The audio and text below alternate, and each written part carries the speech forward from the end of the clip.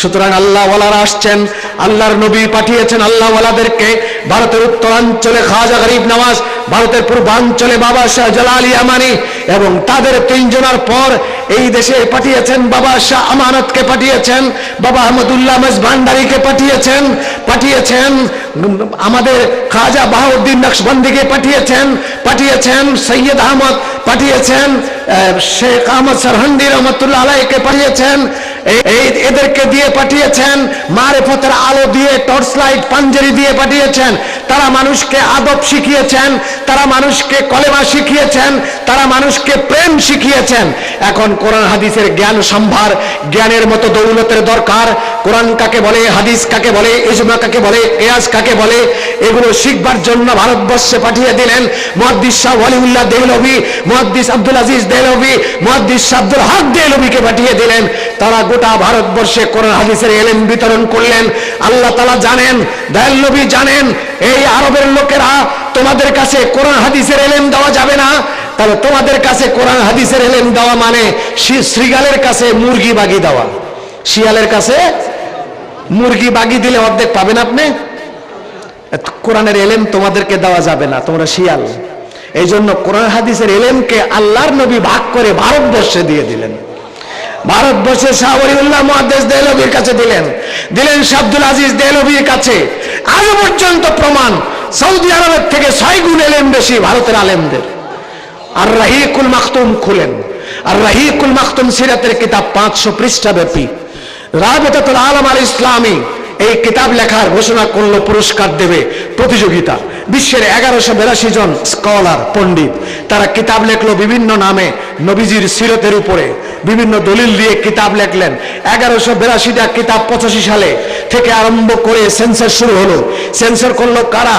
বাঙালি নয়, ভারতের লোকেরা নয়, সিরিয়ার আলেম করলো, লেবাননের আলেম করলো, বৈরুতের আলেম করলো, মিশরের আলেম করলো, সুদানের আলেম করলো, সৌদি আরবের আলেম করলো।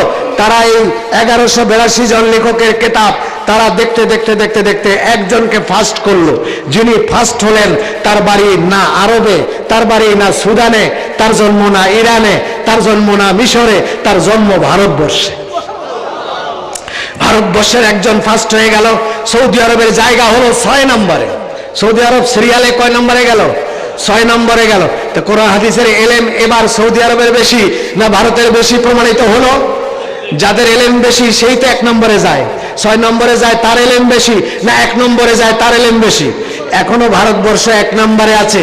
আর কোরআন নাজিল হয়েছে আরবে, কোরআন তেলাওয়াত হয়েছে মিশরে। মিশরে আল্লাহর নবীর খাদেম হযরতে সাহাবী উকবা ইবনে আমের মিশরে গিয়েছেন, মিশরে হিজরত করে গিয়েছেন। যখন মুহাম্মদ ইবনে আব্দুল ওয়াহাব দাজ্জাল আওলাদের রাসূলদেরকে জবাই করা শুরু করলো, সাহাবায়ে কেরামদেরকে জবাই করা শুরু করলো, জান্নাতুল বাকি ভেঙে দিল, ফাতেমাতুজ জাহরার মাজার শরীফ ভেঙে দিল, হযরত ইব্রাহিম ইবনে রাসূলের মাজার ভেঙে দিল, হযরত সুফিয়া আতিকার মাজার, উসমান জিন নূরাইনের মাজার ভেঙে দিল, হালিমাতুস সাদিয়ার মাজার ভেঙে দিল, ফাতেমা বিনতে আসাদের মাজার ভেঙে দিল। রাসূলুল্লাহ রওজায়ে আতহারের গ্রিলের মধ্যে তার লাঠি লাগায় দিয়ে বলে, এই মুহূর্তে কবরে যে আছে তার থেকে আমার লাঠি শক্তিশালী। তার চেলা চামুন্ডা আজকে সালাফি নাম ধারণ করে বর্তমান বিশ্বের সালাফিদের নেতা নাসিরউদ্দিন আলবানী, সেই মুহাম্মদ ইবনে আব্দুল ওয়াহাবের পোষ্যপুত্র, তার আত্মার সন্তান সেই সালাফি নাসিরউদ্দিন আলবানী, সে বলেছে এখনো যদি মসজিদে নববী থেকে রাসূলুল্লাহর কবরটা চতুর্পাশে মাটি সহ তুলে যদি বাইরে ফেলে দেওয়া যায়, বিশ্বের মানুষগুলো শিরক থেকে বাঁচে। এটা বলার কারণে 40,000 রিয়াল পুরস্কার পাইছে। এই নাসিরউদ্দিন আলবানী বলেছে ইমাম বুখারী হাদিস বোঝে নাই, বুখারী শরীফে ভুল করেছে, আমি বুখারী লিখে দিলাম, এটা তোমরা পড়ো। নূরের হাদিস ফেলে দিয়ে, মুহাব্বতের হাদিস ফেলে দিয়ে, বাকি সমস্ত ইশকে রাসূলের হাদিস ফেলে দিয়ে হাদিস লিখে বুখারী সংস্কার করে সৌদি আরবে বিক্রি করা হচ্ছে। মুসান্নাফি আব্দুর রাজ্জাকের মধ্যে নূরের হাদিস, জাবেরের হাদিস, সেটাকে ফেলে দিয়ে মুসান্নাফি আব্দুর রাজ্জাক রিপিট করে প্রিন্ট করে বিক্রি করা হচ্ছে। যে নাসিরউদ্দিন আলবানী বলেছে ইমাম বুখারী বুঝে নাই, সে হাদিস বোঝে না।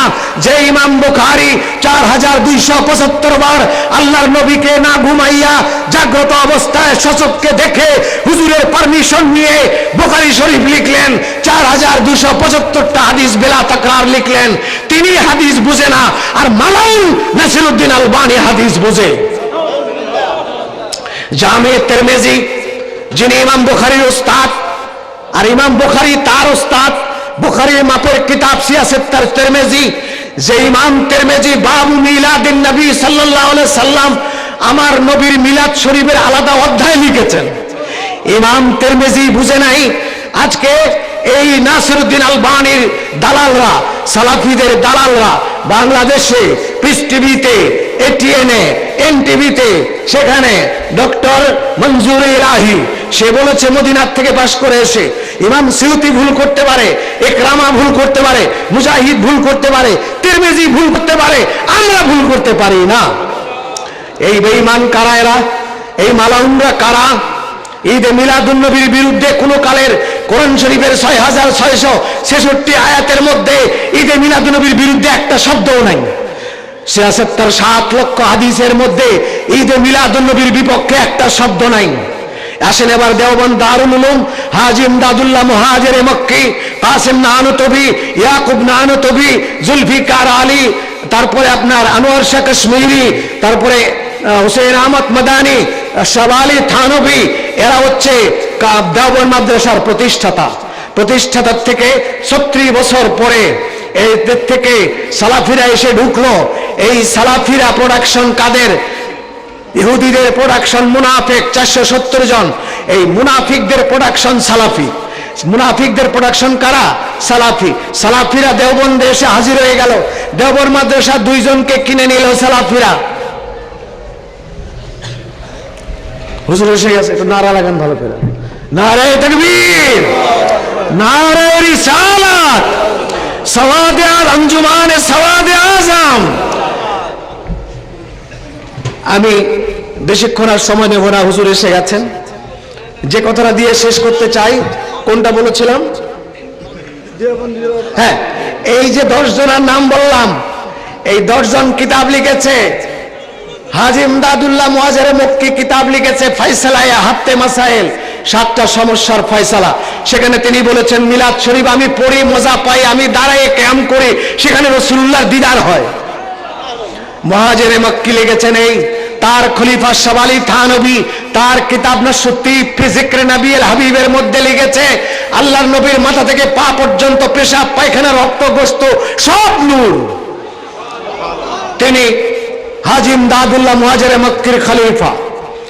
হুসেইন আহমদ মাদানী ইংরেজদের তাড়া খেয়ে সে সৌদি আরব হিজরত করে চলে গেল হাজী ইমদাদুল্লাহ মুহাজির মক্কির সাথে। সেখানে মদিনায় গিয়ে তিনি মাদ্রাসা পড়ান। সেই মাদ্রাসা পড়াতে গিয়ে তিনি কিতাব লিখেছেন শিহাবুস সাকিব। আর শিহাবুস সাকিব কিতাবের মধ্যে তিনি বলেছেন আল্লাহর নবীর আপাদমস্তক নূর, সেখানে তিনি নূর বলেছেন। আজকে দেওবন্দের পরিচয় দিয়ে যারা নব্য দেওবন্দি যারা বলে নূর বললে শিরক হবে, এরা মুশরিক, এদের পিছনে নামাজ হবে না। তোমাদের উস্তাদরা 10 জন, তাদের কোনো কিতাবে নূরের বিরুদ্ধে লেখা নাই, মিলাদের বিরুদ্ধে নাই, কিয়ামের বিরুদ্ধে নাই, ঈদে মিলাদুন্নবীর বিরুদ্ধে নাই, কোরআন শরীফে নাই, হাদিস শরীফে নাই। তোমরা পেলে কোথায়? এরা কারা? সোজা জবাব হচ্ছে ঢাকার কাজী মুতাসিম বিল্লাহ, মালিবাগ মাদ্রাসার মুতামিম, আজরাবাদ মাদ্রাসার মুতামিম, যাত্রাবাড়ি মাদ্রাসার মুতামিম, হাফিজি হুজুরের ছেলে আশরাফ আহমদুল্লাহ আশরাফ, মুফতি ওয়াক্কাস, মাওলানা মহিউদ্দিন খান, এইরকম 35 জন আলেম একসাথে হয়ে একটা বই লিখেছে। বইয়ের নাম ঐক্যের ডাক। ঐক্যের ডাকের মধ্যে তারা বলেছে আমরা দেওবন্দে কোনো মিলাদ কিয়ামের বিরুদ্ধে কথা পাই নাই। এখন যারা বলে এরা কারা? এদের প্রতিহত করা উচিত। আমি বলতে চাই সময় উপযোগী সিদ্ধান্ত তারা নিয়েছে, তাদের বোধ উদয় হয়েছে। সুন্নিদের উপরে যত নির্যাতন তারা করেছে, সুন্নি ইমামে আহলে সুন্নাতদেরকে তারা কাউকে কাউকে শহীদ করবার জন্য তারা চেষ্টা করেছিল, কিন্তু আজ তাদের বোধ উদয় হয়েছে। এই কাজটি ঢাকা মসজিদের খতিব মাওলানা মুস্তাফিজুর রহমান মুমতাজি তার কাছে সংগ্রহ করবেন। ও নিজে এটার আহ্বায়ক। কাজী মুতাসিম বিল্লাহ উপর দিয়ে লেখা আছে, প্রবন্ধের লেখক। সেখানে তারা বলেছে তাহলে এরা কারা? আমি পরিচয়টা এক শব্দে দিয়ে দেই, এরাই হচ্ছে ইহুদিদের কেনা গোলাম। এবং তাদের মিশন বাস্তবায়ন করার জন্য। মিশনটা কি? আমরা যেন মুসলমানকে মারতে না হয়, মুসলমান যেন মুসলমানকে মারে, মুসলমানদের ভিতরে ডিভাইডেশনের জন্য এদেরকে হায়ার করে ভাড়াটিয়া গোলাম পাঠিয়ে দিয়েছে। তারাই আমাদের মধ্যে এসব কিছু করছে। এদেরকে আজ চিনে রাখা উচিত। আমি সারা বাংলাদেশে এমন কোনো পাড়া নাই, এমন কোনো মহল্লা নাই, এমন কোনো গ্রাম নাই যেখানে মাঝভান্ডার শরীফের একজন গোলাম না আছে, খাদেম না আছে। আমি অনুরোধ করব যে আজকে আমি আমাদের মাঝভান্ডার শরীফের যে প্রধান অতিথি হজরত এসেছেন, ওনার আব্বাজানকে দেখেছি, আমি ভুলতে পারবো না, এখনো আমার চোখের সামনে ভাষা, আমার মনে হয় এখনো ধরে আছে। প্রথম স্কয়ার হসপিটালে তিনি গিয়েছিলেন কোনো এক কাজে, আমি ওইখানে দাঁড়ানো ছিলাম। এতগুলো মানুষের মধ্যে আমাকে ডেকে নিয়ে যেয়ে দুটো হাত দিয়ে আমাকে বুকে জড়াইয়ে ধরলেন, বলে আপনার সঙ্গে আমার কথা আছে। আমি চিটাগং এসে তার দরবারে গিয়েছি, একা তিনি আমার সঙ্গে ঘরে বসে কথা বলেছেন এবং কি যে ভালোবাসতেন, কি মহব্বত করতেন। ওলিদের ভেতরে দুটা চোখ আলাদা আছে, বাইরের চোখ দিয়ে উনি আমাকে দেখেন নাই, ভেতরের চোখ দিয়ে উনি আমাকে দেখেছেন। ওই ভেতরের চোখকে অস্বীকার করা যাবে না। আপনাদের যথেষ্ট সমর্থক আছে, আপনারাই পারবেন এই দেশে সুন্নিয়তকে পুনঃপ্রতিষ্ঠা করবার জন্যে। আজকে দুঃখের সঙ্গে আমাকে বলতে হচ্ছে যে নতুন করে মুহাম্মদী দ্বীনকে পুনর্জীবন দিচ্ছেন যারা, তারা আজকে বক্তৃতায় বলছেন, দুঃখজনক হলেও সত্য, আমার কাছে রেকর্ড আছে, তারা বলেছেন যে আমাদের বাবাকে, আমাদের এই মহান ব্যক্তিত্বকে যে কোনো নবী, রসুল ও অলিদের চাইতে বেশি ক্ষমতা ও মর্যাদা দেওয়া হয়েছে। এই কথা কি ঈমান আছে বলেন? পীর সাহেব নিজে বলেছেন আপনাদের মার পরিচয় আপনারা জানেন। লোকেরা বলল না, উনি বলল আপনাদের মা ছিলেন হযরতে ফাতেমাতুজ জাহরা ছিলেন, উনি ফাতেমার স্বামী হয়ে গেলেন। যিনি মা ফাতেমার স্বামী বলতে পারে, যিনি বলতে পারে যে কোনো নবী ওলির চাইতে বেশি মুজিজা আমাকে দেয়া হয়েছে, আমরা তাদের কাছে কি ভালো কিছু আশা করতে পারি? তাদের কাছ থেকে আমাদেরকে সাবধান থাকতে হবে। এবং এই বিভ্রান্ত জাতিকে, এই পথহারা দিশেহারা জাতিকে আপনারা পারবেন একমাত্র দিশা দিতে। সারা বাংলাদেশে আপনাদের ফোর্স আছে, পাওয়ার আছে। একটি কাজ যেটা আমি বারবার বলে আসছি, সে কাজটি আজকে ওয়াজিব হয়ে দাঁড়িয়েছে। কি? 24টা টেলিভিশন দিয়ে তারা টাকা, কোটি কোটি টাকা বস্তায় ঘুরে নিয়ে বেড়াচ্ছে। যে অনুষ্ঠানে আমরা 50,000 টাকা দেই, সে অনুষ্ঠানে তারা 5 লক্ষ টাকা দিচ্ছে, দিয়ে মাগরিবের পরে পিক আওয়ারে অনুষ্ঠান নিচ্ছে। পিক আওয়ারে অনুষ্ঠান নিয়ে তারা আমাদের ঈদে মিলাদুন নবীকে বলতেছে জন্মাষ্টমী। তারা আমাদের নবীজিকে সেখানে সম্মান ক্ষুণ্ণ করছে, অথচ আমরা পারলাম না সেই পিক আওয়ারে ওই মাগরিবের পরে তাদের মতো আরেকটা অনুষ্ঠান দিয়ে 1 ঘন্টা ব্যাপী তাদেরকে আমরা মালাউন সাব্যস্ত করতে পারলাম না। এ দুঃখ আমাদের রয়ে গেল। কিন্তু আপনি যদি মহান ব্যক্তিত্বের সেই নজর দিয়ে একবার চিন্তা করেন, একবার ইচ্ছা করেন, আপনাদের জন্য কোনো বিষয় নয় যে সুন্নিদের জন্য একটা টেলিভিশন দাঁড়া করাইয়া দাও। সুন্নিদের জন্য একটা টেলিভিশন যখন হয়ে যাবে, আমরা রিপিট করব দেশের বড় বড় আলেমদেরকে, আজকের এই মাহফিলটা যদি সেখানে যেত, সারা বাংলাদেশে সুন্নিদের যত জুলুস আছে এবং সুন্নিদের যত মাহফিল আছে এবং ঈদে মিলাদুন নবী আছে, আমাদের বক্তৃতা সহ একের পর এক আমরা যদি প্রচার করতাম, নবীর শানে যত নাতে মুস্তাফা আছে তা যদি প্রচার করতাম, আপনাদের হেদায়েতগুলো যদি প্রচার করতে পারতাম, আমাদের কাছে এমন এমন আলেম আছে, আমাদের একজন, ওরা সারা বাংলাদেশের ওয়াহাবি এক পাল্লায় দিলে আমাদের একজনের বরাবর হয় না। এত বড় আলেম আমাদের আছে, তাদেরকে দিয়ে যদি আমরা এই মাসলার জবাবগুলো আমরা দিতে পারতাম, কিতাবি জবাব, তাহলে বাংলার মানুষ, 16 কোটি মানুষ পথ ফিরে পেত, 16 কোটি মানুষ ঈদে মিলাদুন নবী ফিরে পেত, সিরাতুন নবীকে ভুলে যেত। এই বিষয়টি আমি দৃষ্টি আকর্ষণ করে আপনার খেদমতে উপস্থাপন করে আপনাদের দোয়া চেয়ে, হুজুর কিবলার কাছে দোয়া চেয়ে আজকের জন্য এখানেই শেষ করছি। আসসালামু আলাইকুম ওয়া রাহমাতুল্লাহি ওয়া বারাকাতুহু।